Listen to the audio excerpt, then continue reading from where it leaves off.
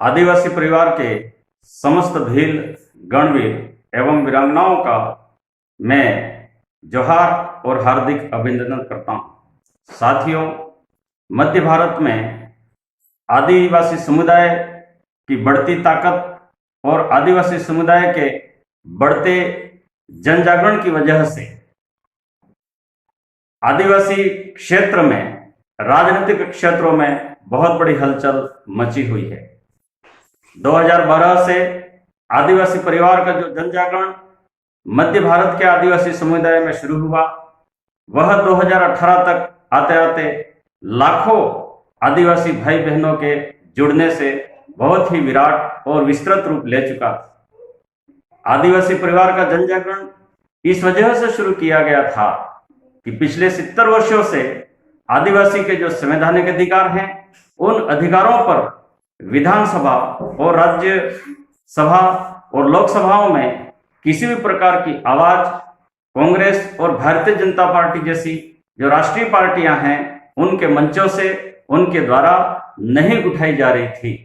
इस वजह से आदिवासी समुदाय का विकास अवरुद्ध सा हो गया था।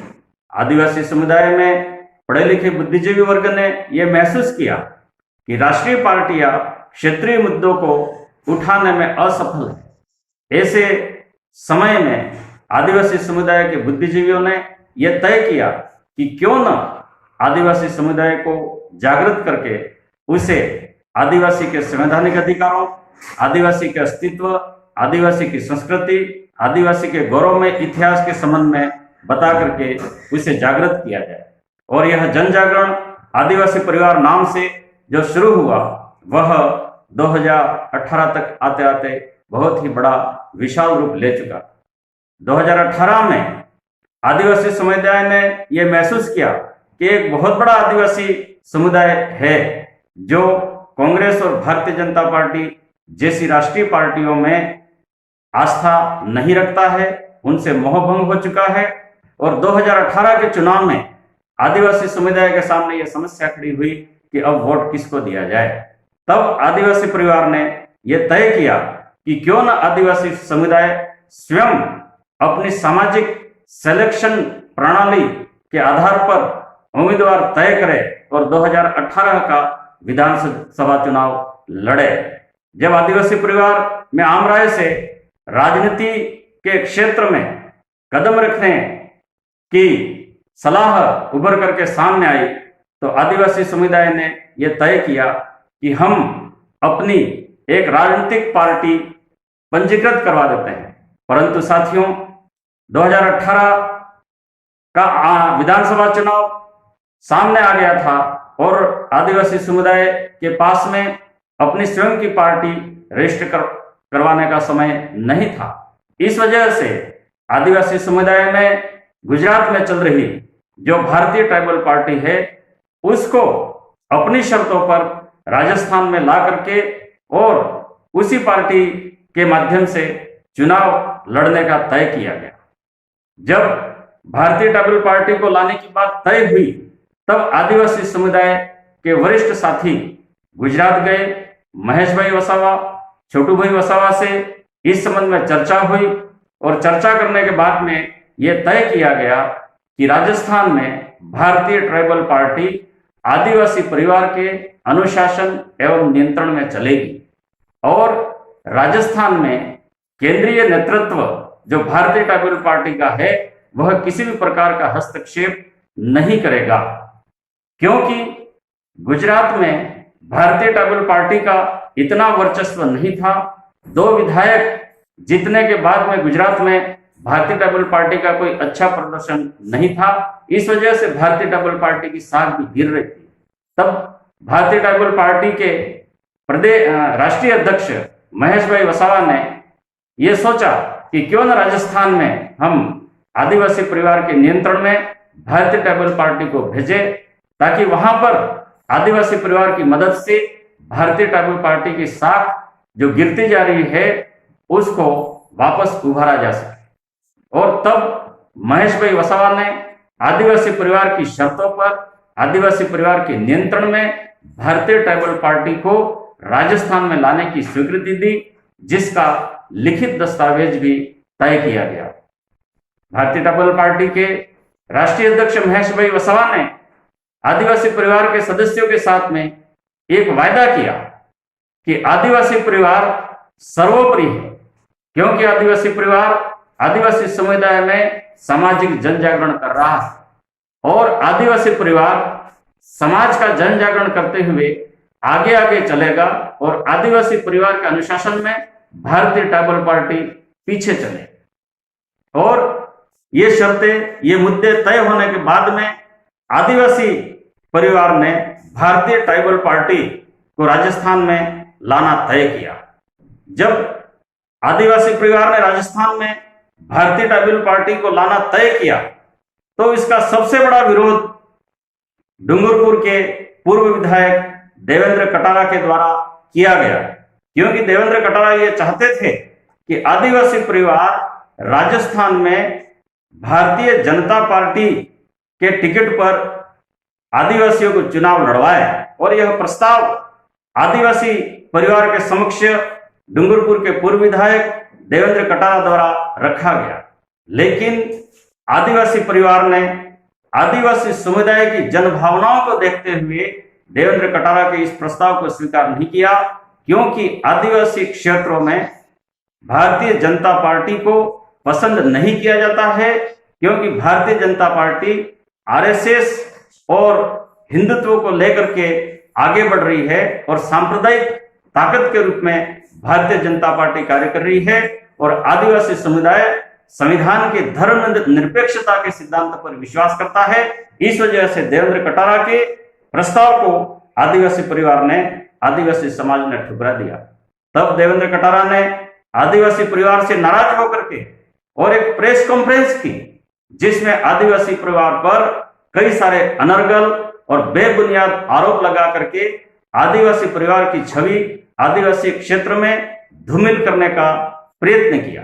देवेंद्र कटारा ने आदिवासी परिवार पर आरोप लगाया कि आदिवासी परिवार आदिवासी क्षेत्रों में नक्सलवाद को पनपा रहा है और भारतीय संविधान को आदिवासी परिवार या आदिवासी समाज के लोग नहीं मानते हैं और आदिवासी समाज के युवाओं को आदिवासी परिवार गुमराह कर रहा है, जबकि ऐसा नहीं था। आदिवासी परिवार पढ़े लिखे, बुद्धिजीवी आदिवासी समाज के लोगों द्वारा संचालित किया जा रहा है। आदिवासी परिवार भारत के संविधान के प्रति पूर्णतः आस्था रखता है, भारत को अपना राष्ट्र मानता है, अपना देश मानता है और यहां तक कि आदिवासी समुदाय ये मानता है कि आदिवासी इस भारत देश का मूल मालिक है और भारत की अस्मिता, अखंडता आदिवासी के लिए सर्वोपरि। भारतीय संविधान में आदिवासी समुदाय के लिए, आदिवासी क्षेत्रों के लिए आर्टिकल 244 1 और 2 में विशेष प्रावधान किए गए हैं और ये विशेष प्रावधान ये बताते हैं कि आदिवासी क्षेत्रों पर लोकसभा और किसी भी राज्य की विधानसभा में पारित कोई भी कानून, कोई भी प्रस्ताव आदिवासी समुदाय की ट्राइबल एडवाइजरी काउंसिल की सलाह मशवरा के बिना स्वीकार नहीं किए जाएंगे, वहां पर थोपे नहीं जाएंगे। और राज्यपाल द्वारा पृथक से आदिवासी क्षेत्र के लिए एक अधिसूचना जारी करके लोकसभा और विधानसभा के कानूनों को विस्तारित किया जाता है। 5वीं अनुसूची आदिवासी क्षेत्र को विशेष अधिकार देती है और पिछले 70 वर्षों से कांग्रेस और भारतीय जनता पार्टी जैसी राष्ट्रीय पार्टियां जो हैं वो आदिवासी क्षेत्र के 5वीं अनुसूची आर्टिकल 244 1 और 2 के प्रावधानों को लागू नहीं कर रही थी, लागू करने में असफल थी और आदिवासी समुदाय ने यह देखा कि भारतीय जनता पार्टी या कांग्रेस पार्टी आदिवासी समुदाय या आदिवासी क्षेत्र के हित में जो आर्टिकल 244 1 के संवैधानिक अधिकार हैं उनको लागू नहीं करेगी। तब आदिवासी समुदाय ने भारतीय जनता पार्टी और कांग्रेस से अलग होकर के अपना पृथक एक राजनीतिक विंग शुरू करने का निर्णय किया। देवेंद्र कटारा ने यह भी आरोप लगाया कि आदिवासी परिवार आदिवासी क्षेत्र में वोटर आईडी, चुनाव प्रणाली और राशन कार्ड का विरोध कर रहा है। लेकिन आदिवासी परिवार की ये भावना कतई नहीं है। आदिवासी परिवार ने हमेशा एक डिमांड की कि आदिवासी क्षेत्र में आदिवासियों को पृथक से राशन कार्ड इश्यू किया जाए, पृथक से उसकी यूनिक आइडेंटिटी आदिवासी के रूप में जो है वो दी जाए, और आदिवासी परिवार, आदिवासी की संस्कृति, आदिवासी का धर्म, आदिवासी का इतिहास, उसको संरक्षित रखने के लिए भी सरकारों से कई बार मांग करती रही है। जो अभी पृथक आदिवासी धर्म कॉलम के रूप में आदिवासी परिवार की वजह से समस्त भारत में यह मांग उठाई जा रही है, और यह मांग पूर्णतः संवैधानिक है। आदिवासी परिवार ने हमेशा भारत के संविधान का सम्मान किया है, और आदिवासी परिवार भारत के संविधान का सम्मान करता रहेगा। और आदिवासी क्षेत्र में नक्सलवाद के पनपने की किसी भी प्रकार की कोई संभावनाएं नहीं है।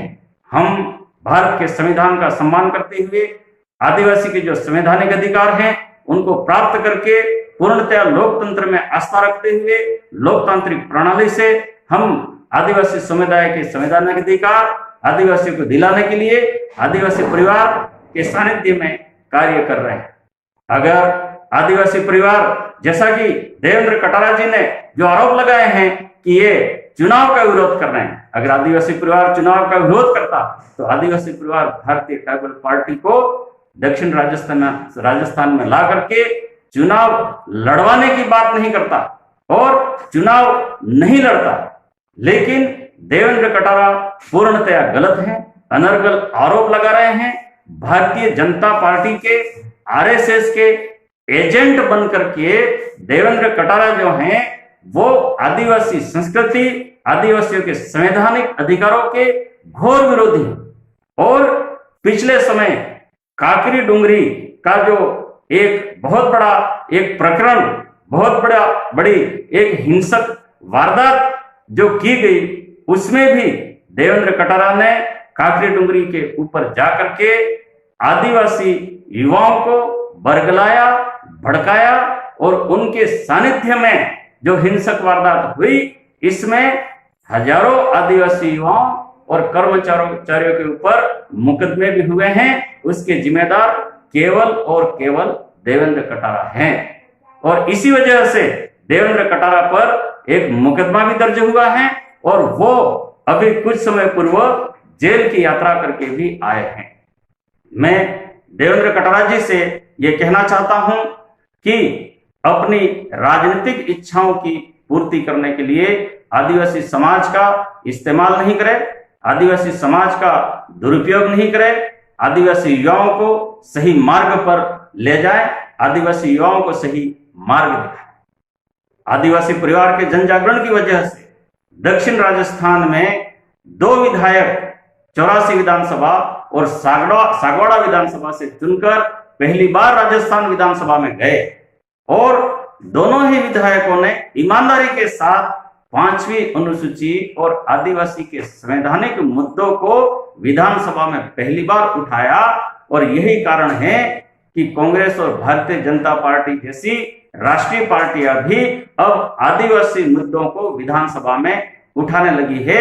यह आदिवासी परिवार का जो जन जागरण है इसी वजह से हुआ है।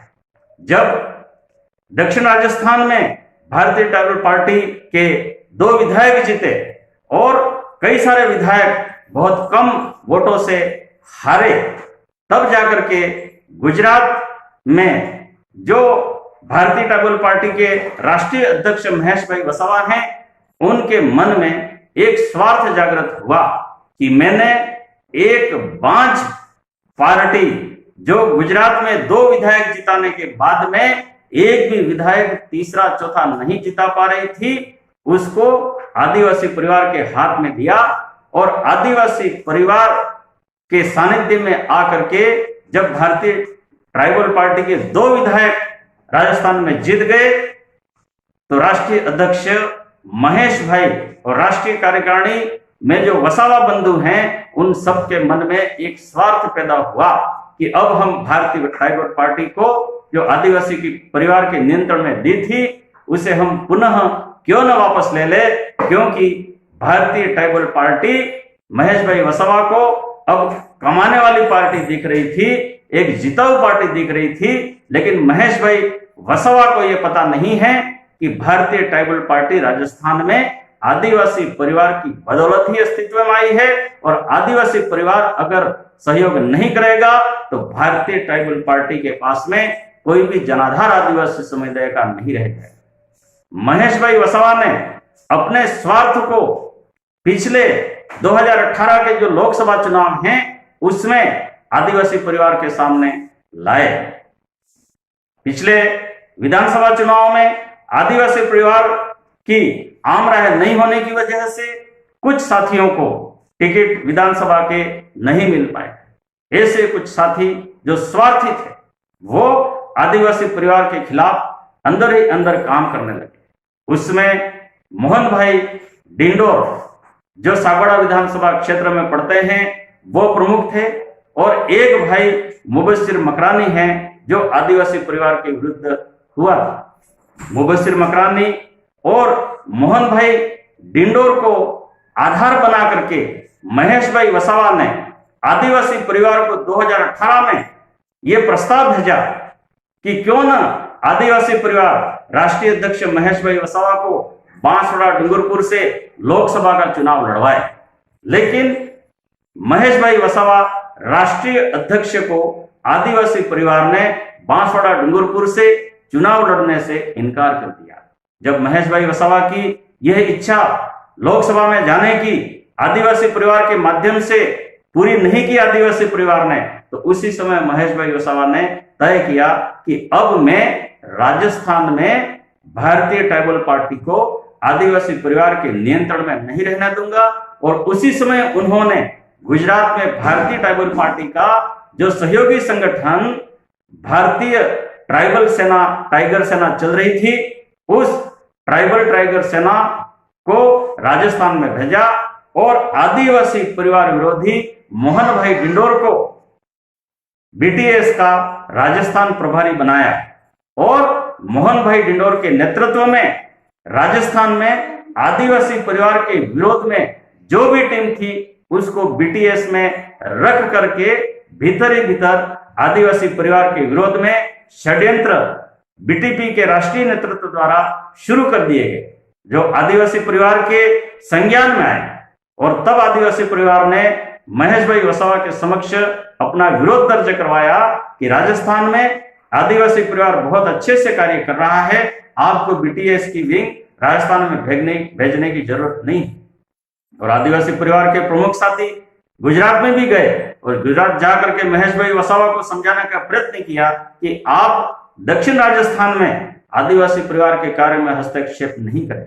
लेकिन महेश भाई वसावा ने इस बात को इनकार कर दिया, क्योंकि महेश भाई वसावा के मन में एक स्वार्थ पैदा हो गया था कि अब मैं राजस्थान की बीटीपी को अपने नियंत्रण में लेकर के अपने विधायक जिताऊंगा और बीजेपी और कांग्रेस जैसी राष्ट्रीय पार्टियां हैं उनको ब्लैकमेल करके अपना स्वार्थ पूरा करूंगा। ये भावना महेश भाई वसावा के मन में आई। उसका प्रमाण मैं ये पेश करना चाहता हूं कि जब हमारे 2 विधायक जीते और राजस्थान में बनने वाली सरकार को समर्थन देने की बात आई, तो राष्ट्रीय अध्यक्ष महेश भाई वसावा ने भारतीय जनता पार्टी के पक्ष में समर्थन देने का एक व्हिप जारी किया। लेकिन आदिवासी परिवार ने आरएसएस और भारतीय जनता पार्टी जैसा जो संगठन है उसको समर्थन देने से इनकार कर दिया। और उसी समय आदिवासी परिवार ने यह दबाव बनाया कि अगर आप भारतीय जनता पार्टी को समर्थन देने के लिए आदिवासी परिवार और आदिवासी परिवार द्वारा भारतीय ट्राइबल पार्टी से बनाए गए जो विधायक हैं उनको मजबूर करते हो, तो हम अभी ही आपकी भारतीय ट्राइबल पार्टी को छोड़ देंगे। और उस समय महेश भाई वसावा भारतीय ट्राइबल पार्टी के वर्चस्व को राजस्थान में खत्म नहीं होने देना चाहते थे। इस वजह से उन्होंने आदिवासी परिवार की बात को माना और आदिवासी परिवार ने अपने मुद्दों पर क्षेत्रीय विकास के लिए कांग्रेस पार्टी जो धर्मनिरपेक्ष पार्टी है, उस धर्मनिरपेक्ष पार्टी को आदिवासी समुदाय पसंद करता है, उसको आदिवासी समुदाय की आम राय से समर्थन दिया। और उसी समय महेश भाई वसावा ने यह तय किया था कि मैं अब राजस्थान में भारतीय ट्राइबल पार्टी को आदिवासी परिवार के नियंत्रण में नहीं रहने दूंगा। और उसी के अनुरूप आज महेश भाई वसावा ने अपना रंग दिखाना शुरू कर दिया है और आदिवासी परिवार के नियंत्रण से बाहर होकर के प्रदेश कार्यकारिणी में बहुत सारे उन्होंने परिवर्तन किए आदिवासी परिवार की सलाह के बिना। और अब आदिवासी परिवार ये महसूस करता है कि भारतीय ट्राइबल पार्टी आदिवासी समाज के अनुशासन, आदिवासी समाज के नियंत्रण से पूर्णतया बाहर हो चुकी है। भारतीय ट्राइबल पार्टी आदिवासी समुदाय के हित, आदिवासी समुदाय के अधिकार और आदिवासी समुदाय का जो आर्थिक विकास है उसको करवा पाने में आदिवासी परिवार असमर्थ महसूस करता है। इस वजह से आदिवासी परिवार ने एक बैठक करके आम राय से यह निर्णय लिया कि अब आदिवासी परिवार भारतीय ट्राइबल पार्टी के साथ में नहीं रहेगा और भारतीय ट्राइबल पार्टी से आदिवासी परिवार का किसी भी प्रकार का कोई भी संबंध नहीं रहेगा। और आदिवासी परिवार और आदिवासी समाज की जो आम राय हुई है भारतीय ट्राइबल पार्टी को समर्थन नहीं देने की, उसी आम राय की मंशा के अनुरूप भारतीय ट्राइबल पार्टी में भेजे गए जो आदिवासी परिवार के सदस्य हैं, वे आदिवासी परिवार के सदस्य एक एक करके भारतीय ट्राइबल पार्टी से अपना समर्थन वापस ले रहे हैं। और इस वजह से दक्षिण राजस्थान और राजस्थान की राजनीति में एक बहुत बड़ा उबाल आया है। अपने अपने तरीके से कांग्रेस, भारतीय जनता पार्टी और अन्य राजनीतिक स्वार्थ रखने वाले जो लोग हैं वो इस भूचाल को भुनाने का प्रयत्न कर रहे हैं। लेकिन मैं उन्हें आगाह करना चाहता हूं, आदिवासी परिवार सजग है, जागरूक है, आदिवासी समाज की पैरवी करता है आदिवासी परिवार, और आदिवासी परिवार के साथ आदिवासी समाज के लाखों आदिवासी भाई बहन का स्नेह, प्रेम और विश्वास जुड़ा हुआ है। और आदिवासी परिवार के प्रति आदिवासी समुदाय आस्था रखता है और आदिवासी परिवार आदिवासी समुदाय का इस्तेमाल भारतीय जनता पार्टी, कांग्रेस या भारतीय ट्राइबल पार्टी को नहीं करने देगी। और भविष्य में आदिवासी परिवार, आदिवासी समाज मिल करके तय करेंगे कि आगामी राजनीतिक दिशा आदिवासी परिवार की और आदिवासी समाज की क्या होगी। तब तक इन सारी चर्चाओं को राजनीतिक पार्टियों को अपने मंचों से नहीं उठाना चाहिए। कांग्रेस के नेता जो आदिवासी समाज, आदिवासी परिवार पर अनर्गल आरोप लगा रहे हैं, भारतीय जनता पार्टी के नेता जो आदिवासी परिवार पर अनर्गल आरोप लगा रहे हैं, वो आरोपों से बचें, अपनी गिरबान में झांकें और आदिवासी क्षेत्र में उनके पांवों के नीचे जो जमीन थी वो जमीन आदिवासी परिवार ने छीन ली, और जिनके पांवों के नीचे जमीन नहीं होती है उन्हें आदिवासी परिवार पर किसी भी प्रकार के आरोप लगाने का अधिकार नहीं है। मध्य भारत में आदिवासी परिवार, आदिवासी समुदाय में उभरती एक बहुत बड़ी ताकत है, बहुत बड़ी शक्ति है, उसको कोई भी चैलेंज नहीं कर पाएगा। और आदिवासी परिवार आदिवासी क्षेत्र में रहने वाले सभी लोगों के साथ स्नेह, भाईचारा, प्रेम की धारणाओं को, भावनाओं को व्यक्त करते हुए साथ में लेकर के चलने में विश्वास रखता है। आदिवासी परिवार आदिवासी समुदाय को किसी भी दूसरे समुदाय के विरुद्ध लड़ने के लिए प्रेरित नहीं करता है। आदिवासी परिवार केवल आदिवासी के संवैधानिक हक और अधिकारों के लिए संघर्ष कर रहा है, आदिवासी को प्रेरित कर रहा है, जागरूक कर रहा है। संविधान के प्रति आदिवासी परिवार से जुड़े हुए सभी साथी अनन्य आस्था रखते हैं और हमारा संपूर्ण जन जागरण संवैधानिक है। सुप्रीम कोर्ट के फैसलों को आधार मान करके हम बोलते हैं।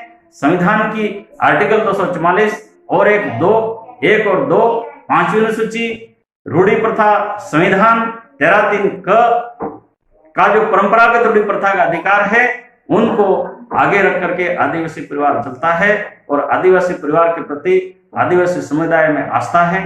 मैं इस समय अंत में आदिवासी समुदाय के सभी भाई बहनों से केवल एक ही बात कहना चाहता हूं कि आदिवासी समुदाय का पिछले 70 वर्षों से शोषण करने वाली जो राजनीतिक स्वार्थी ताकतें हैं, वे आदिवासी परिवार के प्रति कई प्रकार की गलत धारणाएं, गलत बातें प्रचारित करेगी। लेकिन आदिवासी समुदाय भ्रमित नहीं हो। आदिवासी परिवार, आदिवासी समुदाय कल भी संगठित था, आज भी संगठित है।